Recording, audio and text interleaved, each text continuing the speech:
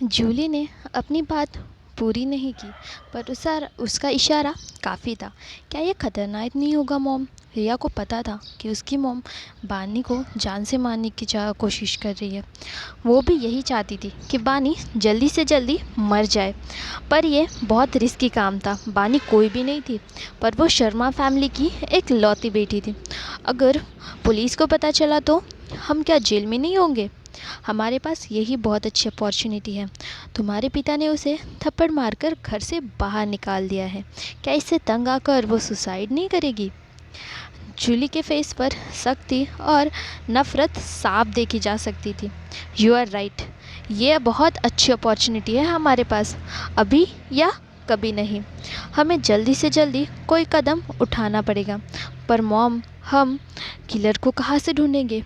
Don't worry, मैं arrange करती हूँ। बानी लेक व्यू नेस्ट से बाहर गई और टैक्सी से शर्मा फैमिली के विला में सामान लेने चली गई। घर घर पर सिर्फ आंटी थी। माधव का कुछ नामो निशान नहीं था। जब उन्होंने बानी को लौटते देखा तो उन्होंने मुस्कुरा कर कहा, मिस, आप आ गई? हाँ, बानी ने जवाब दिया और सीधे ऊपर चली गई। आंटी ने उसका पीछा किया और कहा, आप रात के खाने में क्या खाना पसंद करेंगी? मैं तैयार करवाती हूँ।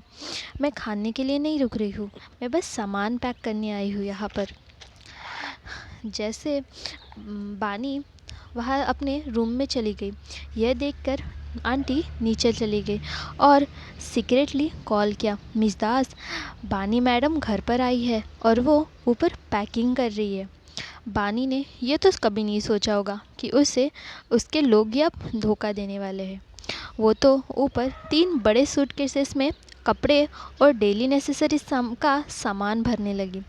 आंटी ऊपर आई और उसकी मदद करने लगी। मिस बानी, क्या आप बिज़नेस ट्रिप पर जा रही हो? हाँ। वैसे भी बानी किसी को नहीं बताना चाहती थी कि माधव ने उसे घर से बाहर निकाल दिया है, क्योंकि ये कोई गर्व की बात तो थी नहीं। मैं आपकी हेल्प करती हूँ।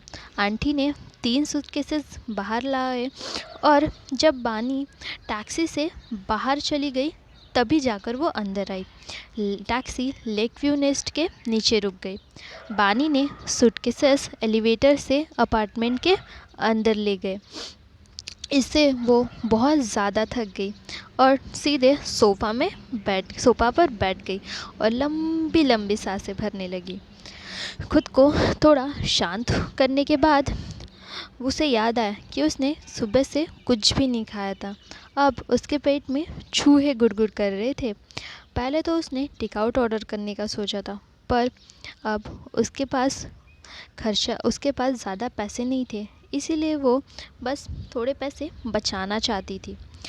उसने ये आइडिया बाजू में रखा क्योंकि अब वो इंडिपेंडेंट जीना चाहती थी। इसीलिए उसे अब लगा कि उसे शायद खाना बनाना सीखना ही पड़ेगा।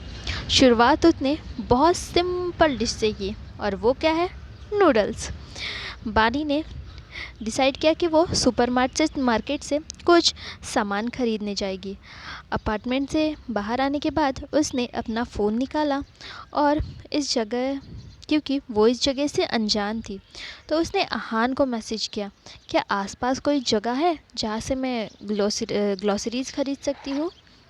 पर उसका कोई रिप्लाई नहीं है। क्या ये आदमी अमीर औरतों को सर्व कर रहा है जो इसके पास मैसेज रीड करने का भी टाइम नहीं है? बानी एलिवेटर से सिल हिलाकर बाहर आ गई।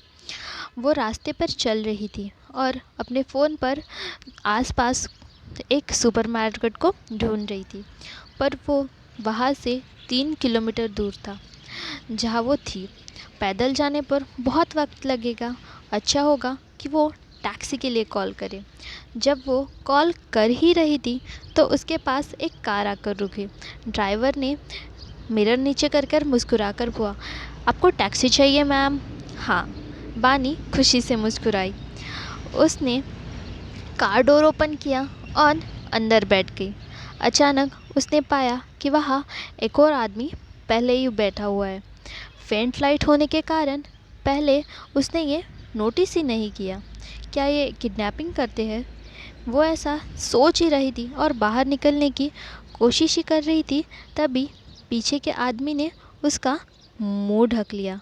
शॉक्ड होकर बानी हाथ पैर हिलाने लगी, पर वो आदमी उससे बहुत ज़्यादा स्ट्रांग था और बानी खुद को छुड़ा नहीं पाई।